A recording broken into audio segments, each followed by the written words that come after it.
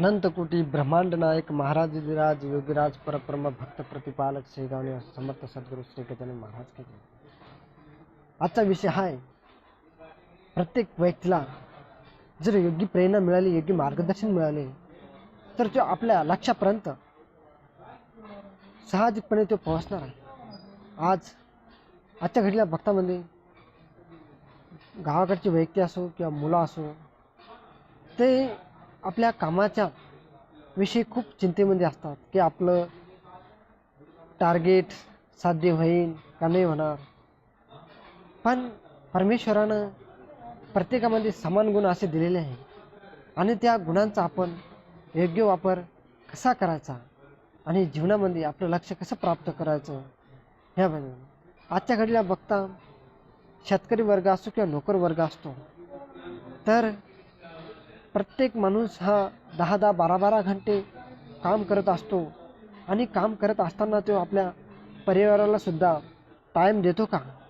आजच्या घडीला जगाचा पोशिंदा बघता शेतकरी वर्ग राजा खबाड कष्ट दिवसा असो किंवा रात्र असो ते आपल्या शेतामध्ये कंटिन्यू ते आपल्या शेताविषयीच विचार करत असतो।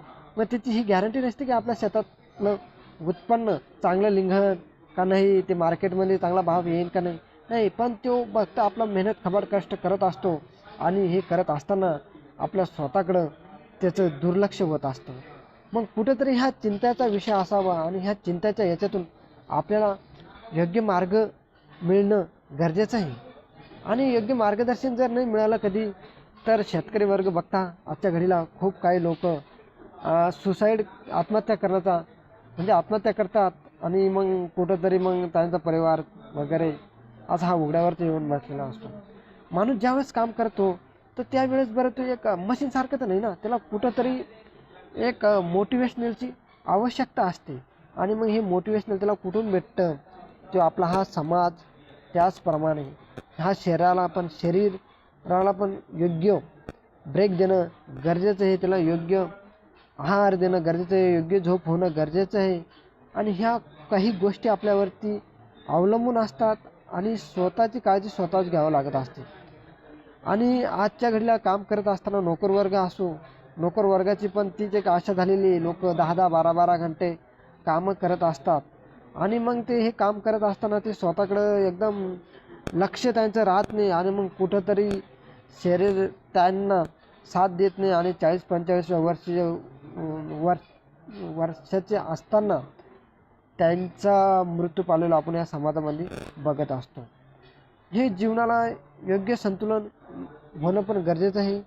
कामाचं टार्गेट असावं माणसाला, त्याचं काही हरकत नाही, कारण माणसाला काम करत असताना त्याला जेवणाची योग्य वेळ असावी, झोपण्याची योग्य वेळ असावी, परिवारासाठी जे योग्य वेळ असावी, कारण परिवारातून आपल्याला जे खुशी भेटते, जे पॉझिटिव्ह एनर्जी जी भेटते ती परिवारातूनच भेटत असते आणि मग हे आपला परिवार आणि आपलं काम यांच्यामध्ये संतुलन राखणं खूप गरजेचं आहे। आजच्या वेळेला बघता Australia, Japan, Netherland, Malaysia, Nirma ह्या देशांनी आपलं जीवन जगत असताना आपलं काम आणि पर्सनल लाईफ हे संतुलन लाईफ बॅलन्स कसं करायचं याच्याकडे ते खूप तिथले सरकार खूप मोटिवेट करतात, काही सेमिनार वगैरे चालवतात आणि ही क्षमता आपल्याला ज्या गोष्टी मिळून आपण काम करतो बा, ते काम करत असताना आपल्याला खुशी भेटते का बा, महत्त्वाचा विषय हा बी का नुसता कामच करतो दिवस रात्र।